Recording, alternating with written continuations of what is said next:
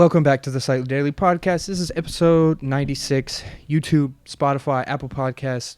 We just reached 200 subscribers on YouTube, so we're going to be doing some kind of little giveaway here soon. Yeah, that's really it. Episode 96. We're here. We're almost to 100. I don't know what I'm going to do when I get to 100, but something cool and something special. We got to do something cool. Right. So before I introduce you, before we get this going, I want to give you a whole lot of stickers. Okay, so you see that big old stack of stickers over there? Yes. I've had that for almost a year, and I'm just trying to get rid of them. At first, I was just giving like the guests like 1 and 2, and then I was looking at the other day, and because I bought 200. I was looking at them the other day, and I was like, why do I still have so many? I did that same thing when I first got my first thing of business cards. Like I bought 2 packs of 500 because they were on gosh. sale. And so I probably gave out like 100 of them total. And exactly. And now I've changed it, and it doesn't go anywhere. That's the same deal. I will definitely send these out and cool. all that. And definitely one of them's going on my laptop. Absolutely. That's the same deal because I have a new logo now. Yeah, so, that's what happened to me. I evolved, so I had to. Right. So, Jewel, please introduce yourself. Tell me kind of how you found out about the Slightlee Daily Podcast because you reached out to me. Okay. So, I'm Jewel Magloire. I go by Don Juju. That's my artist name. And your brother, Kobe. I've known him basically my entire life since preschool. So, did you guys go to like elementary and middle school together, or went to preschool together, and then like our families also knew each other to an extent based off of previous history, and then middle school we went together. Christianity. Oh, okay. Are you guys in the same grade? We are. Okay, nice. And I don't know how we even reconnected, but it's just through social media, and then like he was like, I think I had mentioned about something about my art and wanting to do a podcast or something of the sort. We were just talking about catching up on life and things like that. And he was like, my brother does a podcast. He probably want to get into that. And he was like, that was back in the fall. And I was like, I had stuff going on at that point. So I just wasn't able to do it. But I was like, as soon as I'm able to, I want to reach out. And then I saw you pop up. You had posted one of the episodes. And I was like, follow. And then immediately messaged you. That's awesome. A little bit closer. All right. A little bit closer, but you're good. That's awesome. This is what this is all about. I'm from Murfreesboro, so the fact that the whole point of this thing is to kind of get people like you, or just people, period. But it gives people like you who kind of have something going on, like a hobby or something to talk about. That's the main kind of. That's the main kind of theme of a lot of these, like rappers or people with clothing brands, or like, that gives us something to talk about. But also, it's just sometimes I'll have people on and we're just like drinking some beer and just cutting up, you know? So, are you at MTSU right now? I am not. No? I was a sophomore and then I stopped going. You stopped? Okay. Yeah. Did you have a major declared at all? I was going for painting. Painting? Yeah. Okay. Originally, I wanted to be, like my entire life, I wanted to be a dentist. And then I was like, I got to my senior year and I took not physical therapy. I wanted to be a physical therapist by the time I made it to my senior year. Whole lot of science. Yeah. Ugh. And then I took anatomy and I was like, no, I won't go to college for this.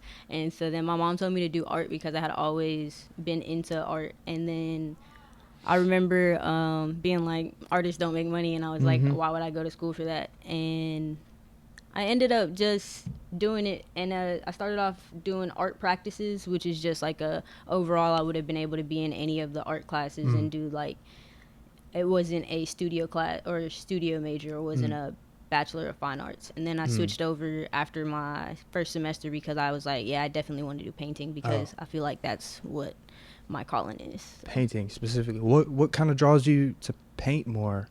Because my friend spray painted me this. His thing is spray paint. I don't know why. He's reckless. Spray paint's awesome. He's crazy. Yeah. But like you can tell it's like kind of rough and it has like texture.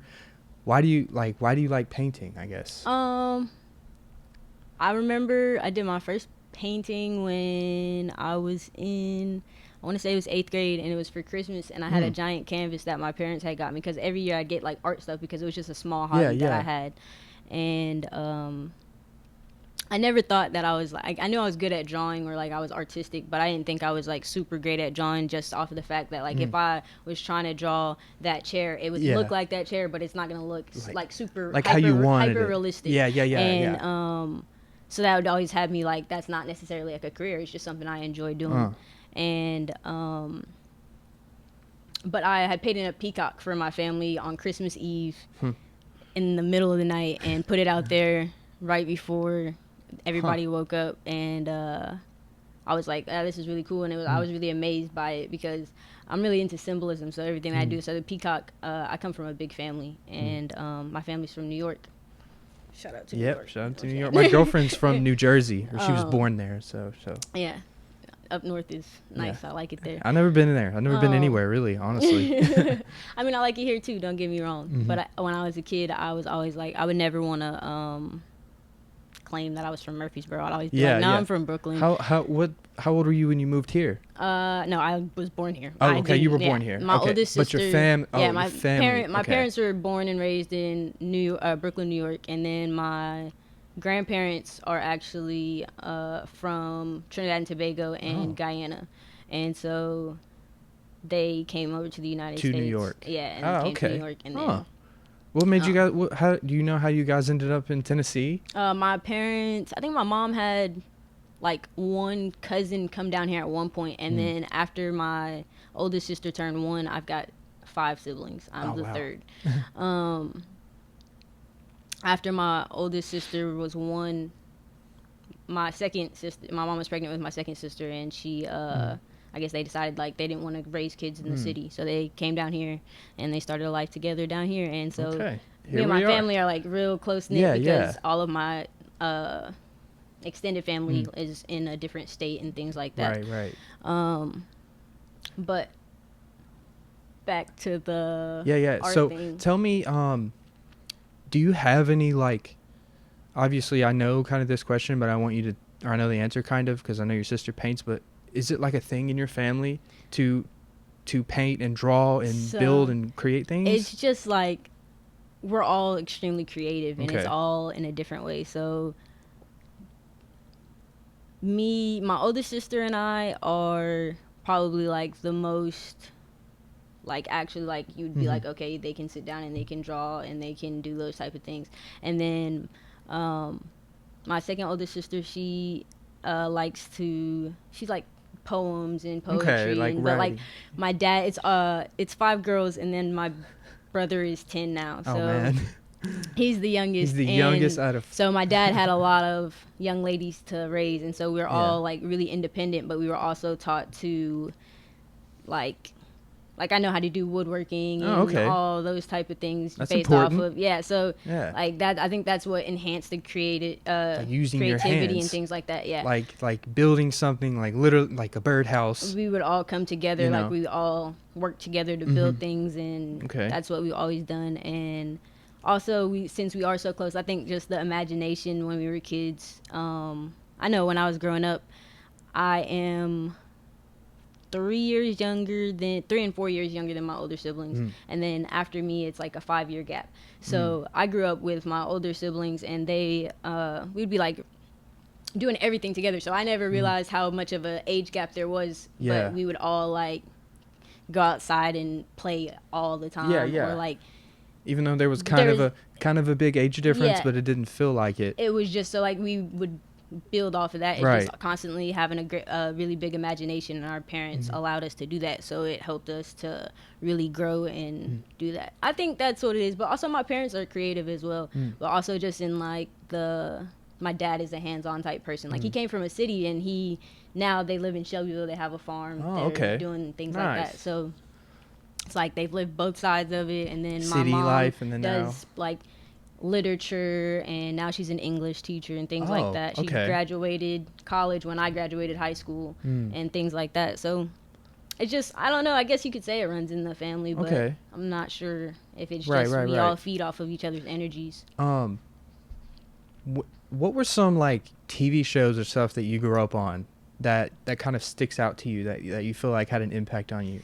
For me, it's like Star Wars or like Dragon Ball Z, like, long series with like stories, like like, you know, the Disney shows and stuff were cool. Like, I like Hannah Montana, Yeah, like, you know, all that fun and stuff. all, but like for me, that my thing was like long stories. You know, I like to like. I don't. You know, I've never had an attention span to really like. Even now, I won't sit and watch TV really? like that. Now I watch it more now because I'm into animation and like watching the graphics, and I'm able to try and put that into what I do as an artist. So I'm into watching TV more, but I just don't have the attention span for it because I get really anxious and like my mind just races for a long time. So The Office right now is my favorite show. The Office. I've actually never seen that. It's always been like I went to New York, I don't know, sometime in high school, and my cousin showed it to me, and I was like, what is this? And then I ended up like watching it the next year, and it just like really comforted me, and I'll put The Office on, and I've watched it 5.5 times. Well, there's like what, 200 episodes? A ton. It's a lot. It's eight seasons, I think. Yeah. But my like childhood things, like I said, I didn't have a big show that impacted me. I kind of liked like Powerpuff Girls because it was three. Like I said, it was me, my two older sisters, so it was three of us, and we would be like, things like that. Like I would say Nickelodeon shows more that's what than like the Nickelodeon cartoons. Like I feel like they had more substance to it. That and a couple of the Cartoon Networks, they had more substance to it than just like, oh, I'm laughing at a Disney show or a thing like that. Yeah. Okay, let me ask you this: you said you watch TV shows and animation through like the artist lens. You're like, oh, I like those colors and stuff. What are some shows that stick out to you now? You're like, oh, this animation is really cool. The illustration is amazing. So sorry. I would say Disenchantment. Isn't that Rick Netflix. And Morty creators? I think it is. So. I've actually never seen that. Speaking of Rick and Morty creators, I watched Community. Okay. That's also made by the same person, and he at first when I started watching Community, I wasn't really into it. Like I was laughing at it a couple times, but it was background noise. Yeah. And then I looked at it, and like I'd always get confused because it would be repeated scenes or like different dimensions, and so like it'd be like, all right, for instance, they're rolling a die in one of the episodes, and then it's like 6 different chances, and each time it shows like a different scenario, but that's the whole episode. And so I was like, yeah, no, this isn't for me. And I ended up when I found out it was made by the same person who makes Rick and Morty, I was like, okay, cool. And in my head I started looking at it like if this was a cartoon, because the way the people, like instead of looking at them as people, I look at it as an animation, and I can change it. And even when I'm like viewing things like in here, like I can look at things, like I look at the values and things like that. And then in Disenchantment, I think the reason I really enjoyed that was because I don't know, maybe it's because I can just understand it now, like what's really going on as far as like how the backgrounds are like really detailed, but that's like the part that you have to do, and then after that the parts that you get to move, like it's like the parts that are moving are just moving, but it's really just one scene and nothing else. Repeated. Like it's just a drawing is all it is. And so that's it's crazy. Like really interesting to me, and I find it fun to watch. Okay, so have you ever like made any animation, or like you said you kind of know how that process goes, but like have you ever like do you know how to make cartoons? Because I left school, I don't know how. Right. Okay. But I started doing digital. I was scared to do any type of digital art because it just didn't seem like it was the same as adding value, like value as far as like the way light hits an object. Yeah. So it was just more difficult for me. I'm not very tech savvy. Right. I mean, graphic design and that stuff is like, it just sounds easy because it's like, oh, just drag a picture on a shirt. It's not always going to turn out like how you expect it to. Like if I went online and the logo that I made, I'm definitely not a graphic designer, but I made my logos. If I drag that graphic design, or I drag that logo and on a tee on some generated website, I don't know what it's going to look like. It's probably going to be blurry. It gets frustrating. And then so like, what I do is like do the research behind it, and it's fun to me. That's why like when I decided to leave school, it was because of the fact that I was having panic attacks and my anxiety and things like that. Yeah, school's a lot. It it wasn't even necessarily school. It was just me and life in general. But it was just the fact that I'm sure it didn't help though. I couldn't balance it, and it was with the. I love the art program at MTSU, but the classes are if you miss 5 classes, or if you miss 5 classes, you fail. Period. And if you miss 2 classes, or if you miss 3 classes, you drop a grade. Later grade, yeah. It's like, it was just like if I had an anxiety attack or something, I was unable to make it to class. Like, doctors' excuses don't count. Nothing counts. So it's like you ignore the fact that people actually have lives. And I was like, I have to do what's best for me. Yeah. And at the same time, I realized that after I learned, because I did get the foundation courses that I needed, and after that, I was like, it taught me how to kind of like push and do my own thing and find my actual style of being an artist, and like what it is that I actually want to do. Because I can say I'm good at drawing, but like I didn't necessarily consider myself I don't have my niche or whatever. Right. What would you say your niche is? It kind of like represents my life or me as a person. Is kind of because I always wanted to do like hyper realistic things because I like things to look like that. But I also like I like simplicity because it's comforting to me. Okay. And it, I tend to use line work a lot. And so it's a mixture between. Explain to me what that is exactly. Line work. Yeah. So like when you look at comics, okay, or anything like that, and you see there's hatching, cross hatching, and things like that, which is where it's like shading kind of. Yeah, with lines. With lines. Okay. And then there's line weight, which is what you would think of if you press harder on the pen, it's gonna be a darker line or a heavier line, versus if I'm barely pressing on the paper, then it's gonna be a thinner line. And one of my professors, he was my 2D design professor, and then he was also my drawing 2 instructor, and his name's Dave Rollins. He's awesome. And I still talk to him to this day. Oh, really? Yeah. That's cool. From college. MTSU, yeah. That's cool. And that's really that's very valuable. That is one way that college is very valuable. Yeah. You make a lot of connections from people that you're sitting beside, and if you meet a professor, that's even better. You know, because he's a quote unquote expert on the subject. That's exactly. And like of course you want to be friends with an expert. Yeah, and so like anytime I have a question or anything like that, I can always message him or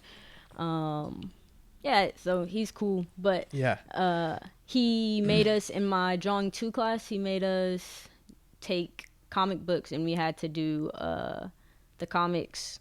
I can show it to you actually if you want to see. Yeah, for sure.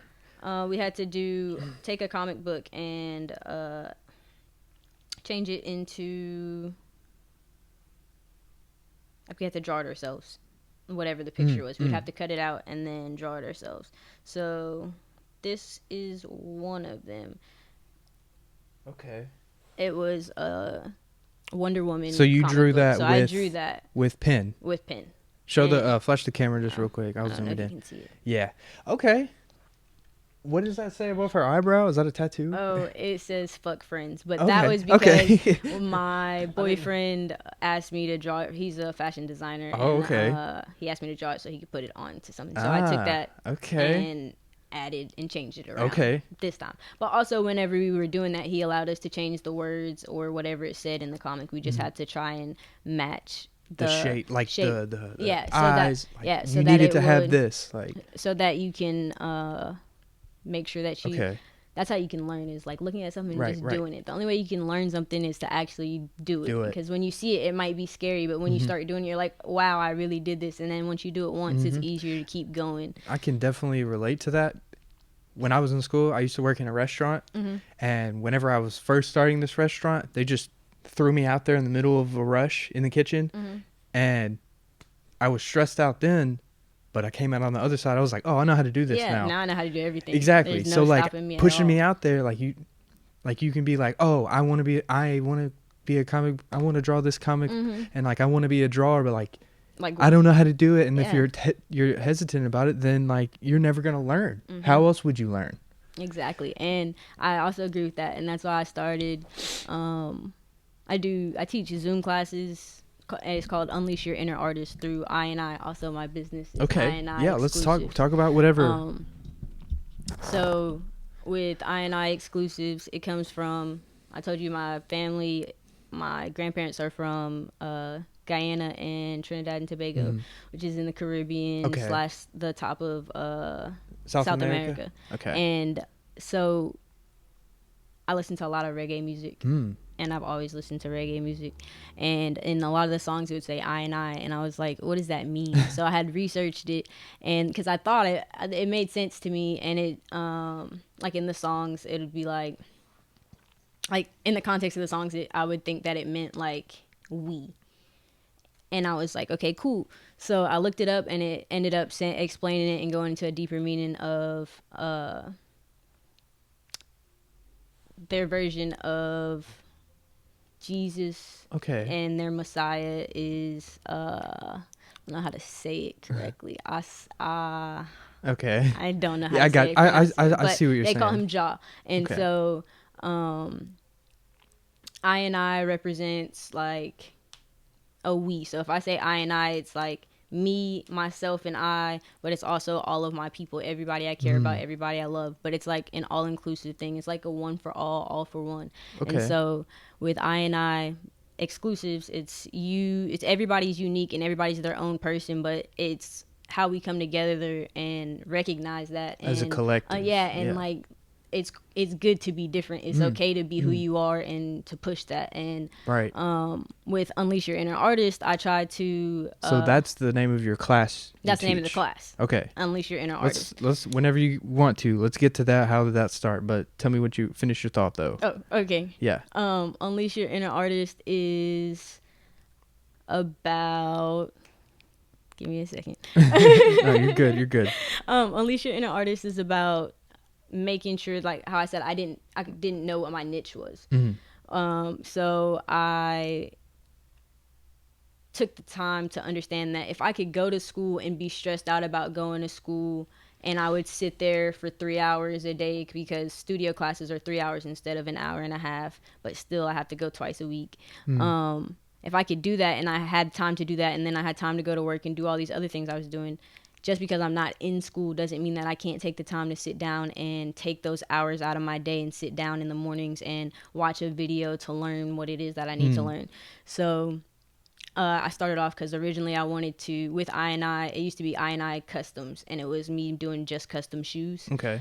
And we can get into that too. Yeah. At the beginning, when Corona had hit, I ended up getting into my shoes a lot more. I cleaned out a shed that my dad had and made it into an art studio. Oh, nice. And I was doing a lot of shoes then, or a lot is like 5. I mean, it's a lot. But it's a lot. It's a lot of projects. Yeah, it's a lot of things to compartmentalize. It is. And I would have done more, but it's hard to get clientele because people are like, "Oh, that's cool, I want that." But then when it comes time to actually get it, it's just an idea, it's just a concept. Yeah. But when it comes down to it, it's like, okay, that sounds great, but I can't put my time into doing anything until, this is a business. It is. Yeah. Like, no, you're absolutely right.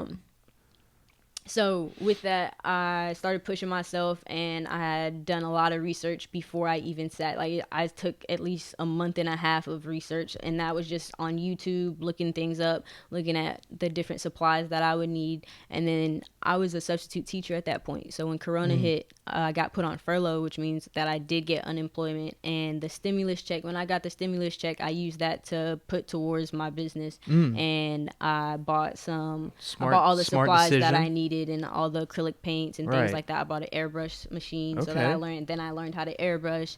And so that's just from me taking the time for myself to learn what I want to learn. And school helped me get the foundation that I needed in order for me to then go do what it is I want to do and find my own thing. Because I feel like in school it was still taken away from the fact, like, now I'm doing projects, but I'm not doing projects that have to do with what it is I want to do necessarily. I'm still taking I'm still like, I have a lot of other stuff that I have to do, so I'm not really focusing or going towards my career the way that I feel like I can, or the way I'm not progressing as fast as I think that I can.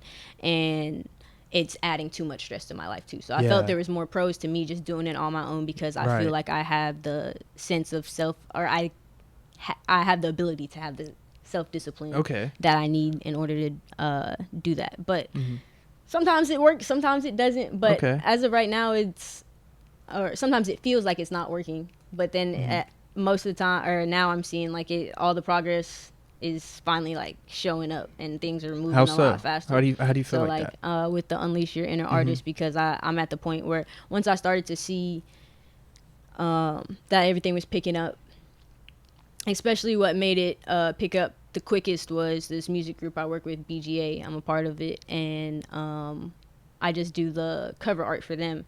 But it helps me. In order for me to do that, I had to do a lot of research in order to do the digital artwork. Everything's digital. Right. So I taught myself how to do that, and I did my first one in November, and since then I've done 12 covers. Not 12 covers. I've done 6 covers and 12, like about 12 digital drawings, like full digital paintings. I've sold one canvas that was 40 by 50. How big is that compared to that? A lot bigger. A lot bigger? It's like huge. Real big? Okay, I got you. Yeah. And then I had a poster ordered through the person who started BGA, which is Julio, the writer, and he ordered a poster of all of us together that I had done, and it was a 40 by 40 print. And what was the poster exactly? Something that you drew? I drew. So I had everybody send me in pictures in the group, and then you recreated. Yeah. Pictures. So I made. It's like when you see the picture, like a cartoon or animated version. Okay. But what I do is that's really cool, actually. Yeah. And I do, like I said, I like to have the simplicity versus the realism. So that's another reason that I like the cartoon style things. And that when I watch, I do feel like some animes are too realistic. Like I like Death Note. You know what I'm saying? Yeah. It's cool, but it's kind of like, I grew up watching Dragon Ball Z, and it's like there's this big green man, and then like Goku has like pointy feet, or like something like Family Guy. Yeah, it's like the colors and not even necessarily. It's like there's something there that just like has that sense of comfort. I feel for the storyline that anime tends to have. Yeah, no, that too. Yeah, I mean it's basically like it's like reading something. I mean, especially if you have the subtitles on, but it's like watching. It's really hard to explain, but it's like a live action comic book. I mean, it's manga, but like whenever you're watching it and you're reading the subtitles, I mean, you're basically just looking at the subtitles the whole time, you know, and just reading the whole time. Did you find the picture, or is it lost in there? Okay. So tight. This is all of their photos. Okay. This is all of their photos. That's cool. That's cool. From it. And then you mashed them together. That's what I made. So right. So they all sent you separate pictures. And you drew them individually and then mashed them together. And then with the eagle on the top. And, that's tight. Let's see. I don't know if I have a video. I know I have a lot more stuff to show. What was that? 8 guys? 10 guys? It's 8 of us in the picture. 8 guys or 8 people. Sorry, are you? So you're I'm the only girl. Okay. Yeah, I did. 8 people. Sorry, I thought it was 8 men. But I'm in the middle. I'm really short. Okay. So a group of y'all though. That's crazy that we were talking about compartmentalizing something. You had to take a whole bunch of different things, do them separately, and then find a way to combine them all at once. And so that was my third digital drawing that I did, period. And that was a week after I did my first one. So this was like last year. Yeah, this was November. I did this in December of 2020. Are you familiar with NFTs? No? You haven't heard of that yet? No. Non-fungible tokens? You haven't heard of that? Mm-mm. Okay. I have not talked about this on the podcast yet, but this is literally right down your alley, and I'm really surprised you haven't heard of it yet. So, Put me on. Literally, there's so much. Because literally, I listen to podcasts all the time, like a whole bunch of different podcasts who are just kind of, they talk about everything that's hip and, you know, what's in the news and culture. So NFTs are pieces of digital art that you can sell, which, I mean, you can do that now. But like, all right, so this guy, he goes by Beeple. He sold a digital art piece for $69 million. Yes. Okay, so I'm gonna look up NFTs. So like, picture the Mona Lisa, but your poster. You see what I'm saying? And you can, there's only one of them. I know it sounds kind of, it's like, it's kind of hard to understand because it's like, well, can I just screenshot it? I'd say. But think about, okay, so I collect like Pokemon and sports cards and stuff. Think about this.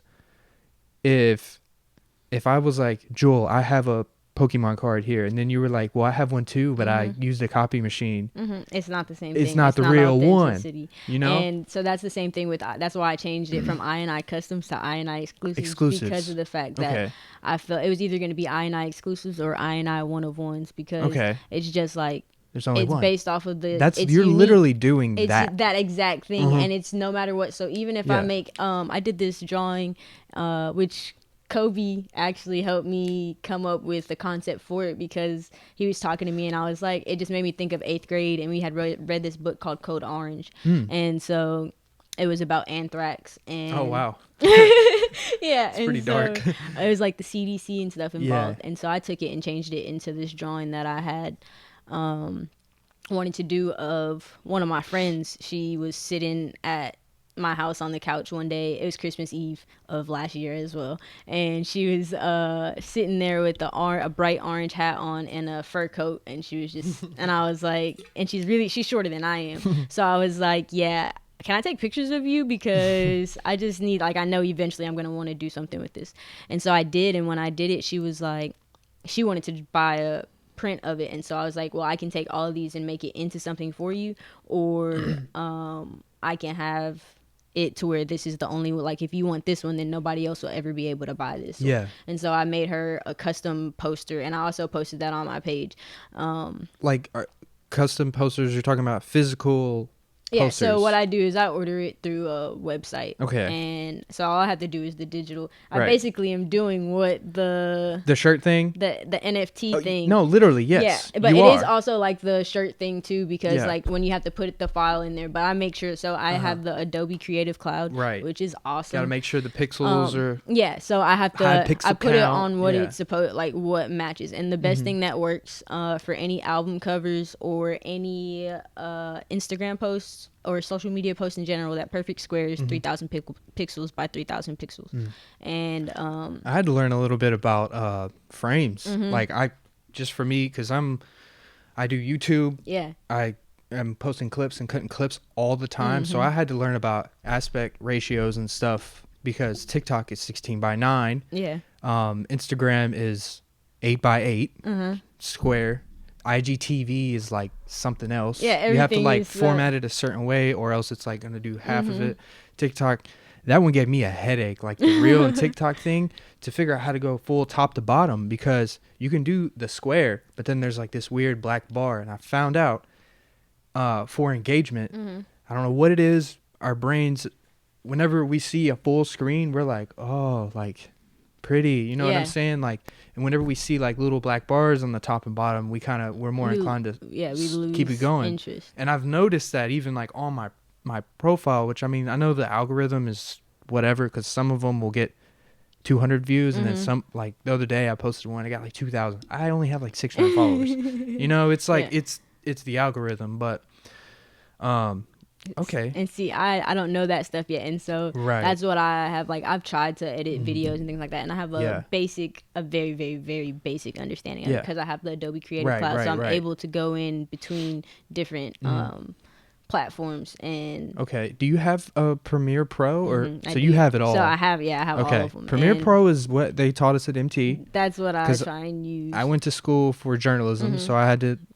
learn a bit. I was in there, you know. My friends were doing that as well, and that's how I was doing the podcast at MTSU. They were journalism majors. Tell me a little bit about that. Who was that with? Like, you know, just a couple friends, and like, how did you guys get plugged in? Was it that MassCom building? Like, were you guys at? Is it the Bragg building? Yes. Yeah. Okay. Just one of those little offices? Yeah, just like, one of the little rooms, because you just go and sign. And right. Since they were in the department, they were able to get in the room. And we would just go. Stuff, I'm sure. It was called Talk Too Much Podcast. We just did a couple episodes, but it was fun. We would just go in there and we talk about different topics and things like that. Do you feel like y'all will ever reconnect on that? Or is that kind of... probably not. That was just kind of a phase? phase? Yeah, it's just something to do. Okay. But also, it was helping us because as far as me, like, I like to be involved in anything art related. So my brother-in-law, he does a lot of video stuff, and he edits videos and does all of those things as well. So I've gone with him to one time I helped him film a pilot show, like a TV show. Yeah. Does he have like a big camera rig and stuff?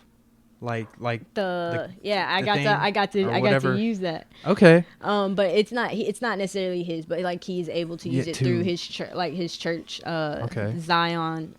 They have it's called the tech team, and they go out and they do a bunch of different things. So he's able to rent things out through that if he needs to, or use things like that, and it's fun. So like I always try and connect, and so with your podcast, I feel like this is. Like, I want to do something similar to it, but with the video aspect of watching the art be performed at the same time. So, like, if we were sitting here talking and I'm sitting here drawing based off of what our conversation is about the entire time. And then... That's a cool idea. Have you ever... I mean, we kind of talked a little bit about YouTube, but have you ever wanted to make a YouTube channel? So I have a bunch of videos. I just have to edit. Okay. Like I was going to ask, like, what's stopping you, you know? Because, like, I promise... I mean, I have literally... I know I got to put something out there. But I've got a couple... Look, let me just tell you this. I have a couple hundred YouTube videos just from the last three-ish years. I started vlogging, making my own music videos.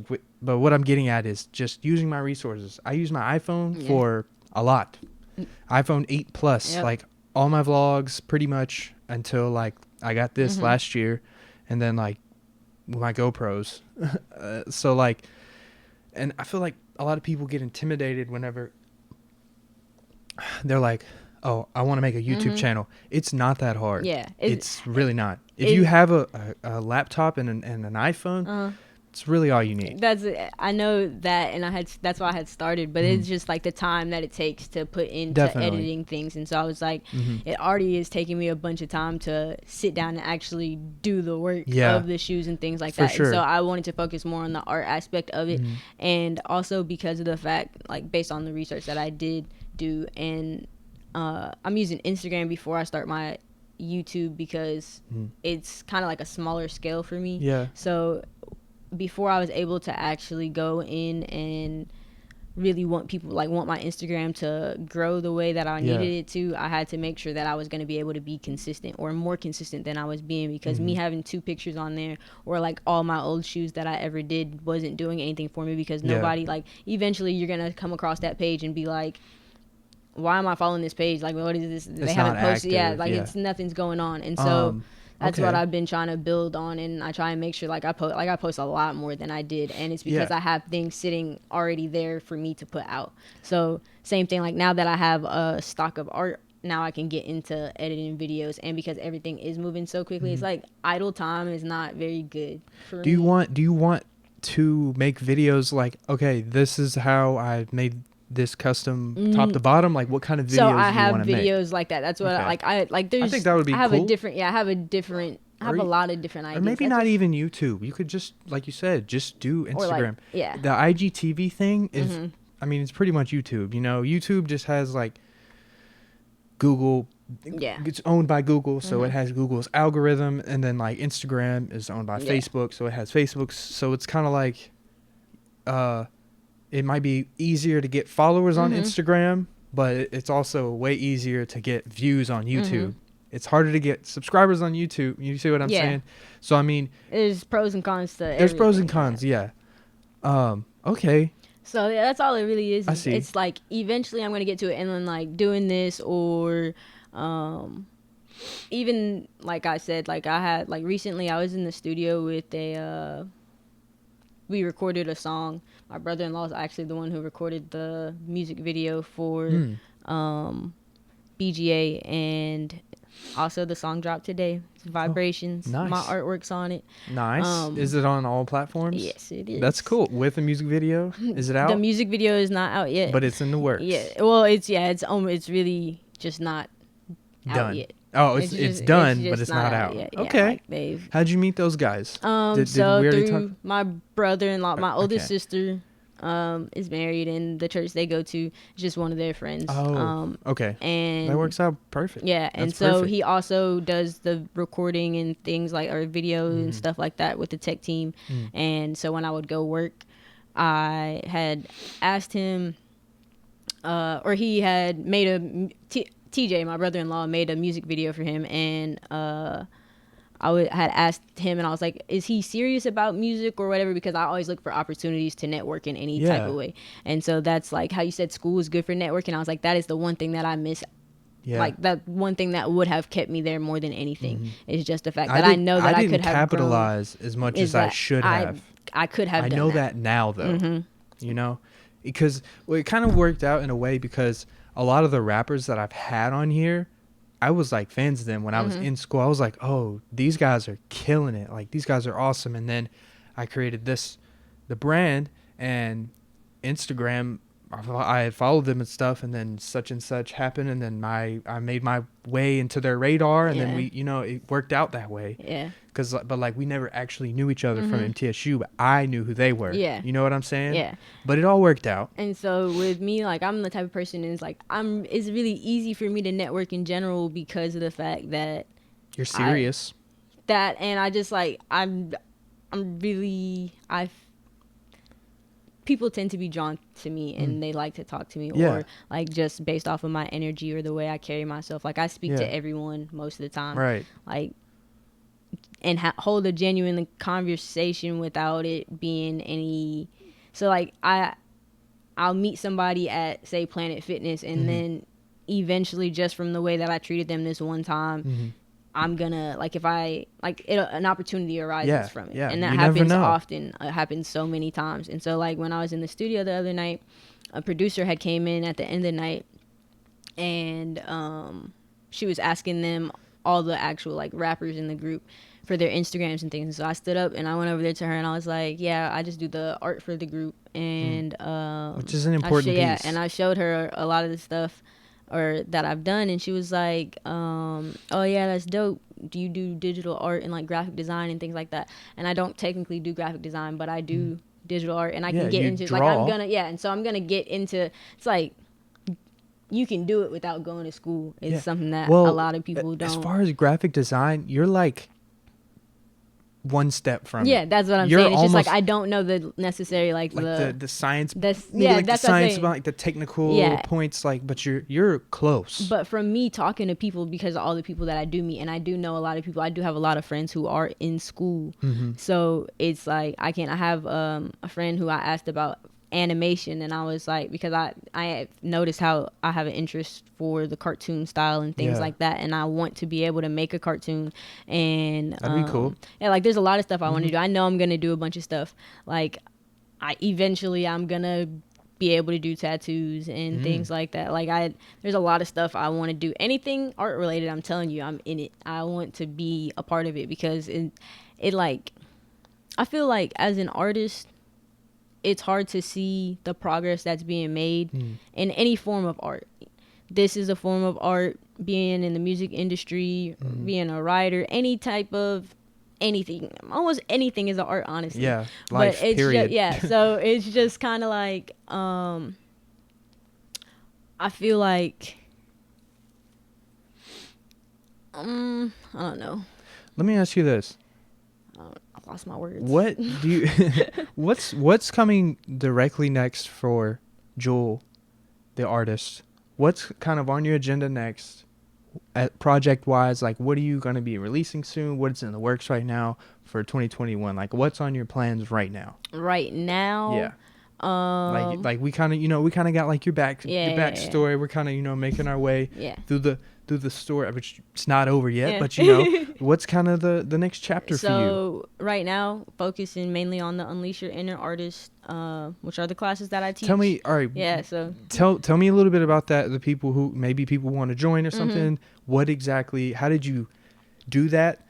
How do you join it? Mm-hmm. And what happens in it? So all it is because of the fact that when I was in school, like I said, my anxiety and things that I had going on, I feel like there's a lot more to school than education. I love to learn, but there's so much more to it than just that. Like you have social aspects. Yeah, not even just the social aspects. That it's more of the I'm being forced to learn things that I don't necessarily need to learn or care about. Like I made it, like I feel like, all right, the first 12 years of school, cool, yeah, you can teach me whatever it is that you want me to learn. But I feel like after that, like all I had left was, if I go back to school, all I have left for my painting degree is going to be more of my art studio classes, which I'm 100% cool with. Yeah. And then I'm gonna have a bunch of history classes, and Stinks. that's it. And I took art history and it was terrible. And it was like general. And there's only one art history teacher, and no offense to her, but Stinks. it's not for me. The amount it's not. Yeah. And so just the way school is set up in general is, I understand it can be difficult, but I also understand that sometimes school is pushed as something that is a must. And even though things are changing and society is changing and things are evolving, people don't or tend to still not want to necessarily like just immediately follow their dreams because they have that sense of fear or that I gotta do school or whatever. And then like also the sense of how when I was growing up, like I was always in like AP or IB classes, and I was never able to take an actual art class other than an elementary school. Yeah. So everything I did was just for me being interested in it, and I was never taught. And I feel like if I was taught from a younger age, I would have be able to, like I would have known, like I would have had a jump start on what it is I wanted to do.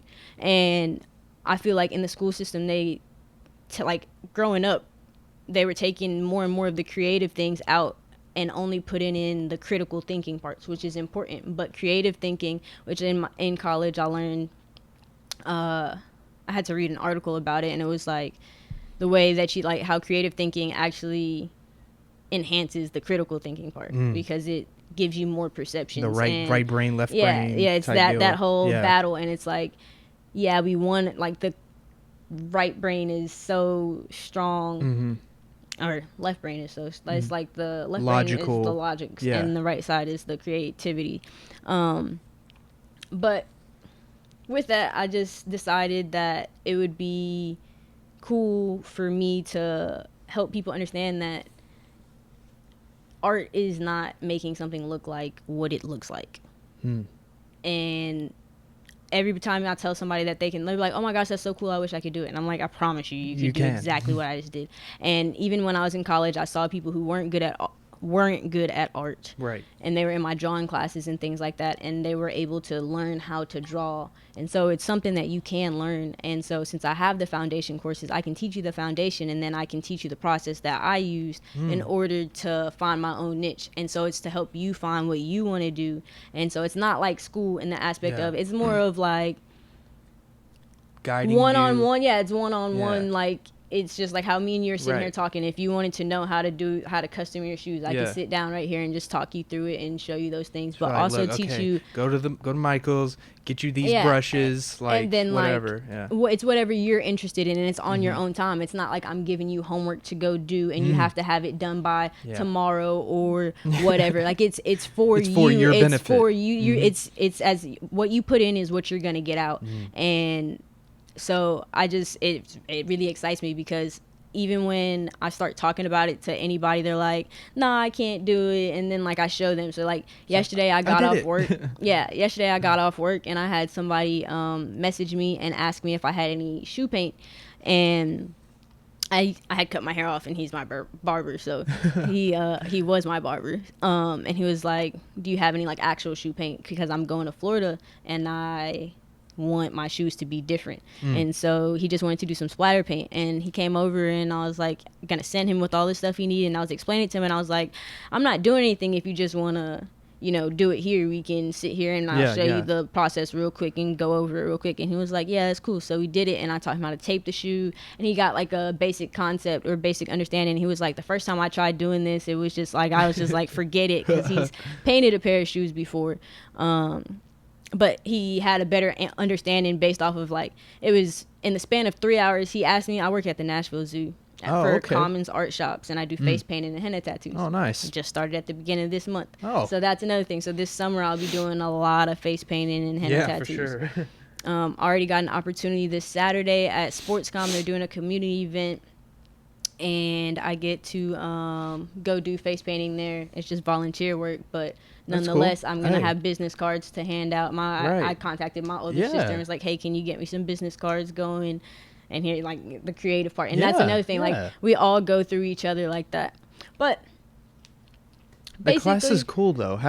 That's really... It's just, like... And it doesn't have to be art as far... It's whatever you want to do. So, it doesn't have to be in the aspect of, oh, I want to paint. Or, oh, I want to... I don't know, like... If you... It's just kind of just having someone to talk with... about like to give you guidance on where it is you want to go, or a direction, or like how I got to do what I'm doing now. And sometimes I have things, like I said, like when it seems like I'm not doing what I need to do, because to the outside world it doesn't seem like I have anything done, or like when my Instagram page didn't have a lot of art on it, it didn't seem like I was doing anything, but as soon as it's a lot of groundwork and stuff, and so it makes me sometimes feel like I'm not, like, am I doing what I'm supposed to be doing in order to get, like, there's no right way to do it. So it's like, how did everybody else do it? And so sitting down with people from different creative backgrounds, it showed, like, they're just like, okay, Julio and my boyfriend, he's a fashion designer, like I said. Right. He, those were the first two people to actually show me, like, that, like, 2 years worth of work, and the fact that nothing is out. Nothing of their stuff is out. 2 years minimum of work. And I'm looking at it, and I'm like, oh, this is crazy. As soon as this is out, it's going to be amazing, and it's going to hit, and I know for a fact. And anytime anything's posted or anything's brought up, there's interest there. It's just not time for it yet. Right. And that kind of like can cause self-conflict, and you're like, especially I want that. When I know, like, my family will tell me, like, my parents are like, they see my potential and all that, but they're like, Jewel, I want you to go back to school. Sometimes they say that, and it's because they can't necessarily see my vision. Nobody can see life how you see how you see life. So it's kind of like nice to have someone who can... When you're in school, they basically say, no, this is your curriculum. This is what you're gonna do. Yeah, and so it's like I'm not choosing what it is I want to do with my life at any point. And it's I feel like it's better to take charge of your own life and your own goals and your aspirations, and understand. And I feel like this generation that's coming up has a sense of that, but that it's still like, I don't know, like that rebellion sense that I feel like they have. Man, it can be good, but it can be bad. And I feel like if we take that and take it and push it towards a positive way, or like, you can achieve whatever it is you want to achieve. But you have to work. Yeah, by breaking or you don't have to do what's the norm. But you still have to. But you gotta do. Yeah, you gotta do. Like, there's no, like, there's like the stereotypes of Gen Z. I'm 24. I turned 25 in like 2 days, but like, I was born in 96, so Happy early birthday. Yeah, thank you. But I'm on the cusp, millennial and Gen Z. Like, I relate with both. I'm literally right there. So like, the stereotype with Gen Z people is like, oh, we're lazy. We're lazy and we complain all the time. We want everything handed to us. Like you were saying, it's like, we're like, screw you guys. I want to do what I want to do. But there's a lot of people who are like, screw you guys. I don't want to do anything. Yeah. You know what I'm saying? And that's where I see that's like, I want to do stuff, but I want to do what I want to do. That's exactly the mentality. And I feel like there's so many of us, and it's like I've gone through a lot of jobs in the last, not even a lot of jobs. Like, I'll just go without working because I don't necessarily have to work. And I have the ability to sit down and do my artwork or whatever, amazing. Because I have my parents. Yeah, it's an amazing blessing. It's a huge advantage. But I just look at it as it frustrates me to see that like, I don't know. It's not like I get frustrated a lot at the fact that other people tend to not be able to understand how everybody has their own life to live. Yes.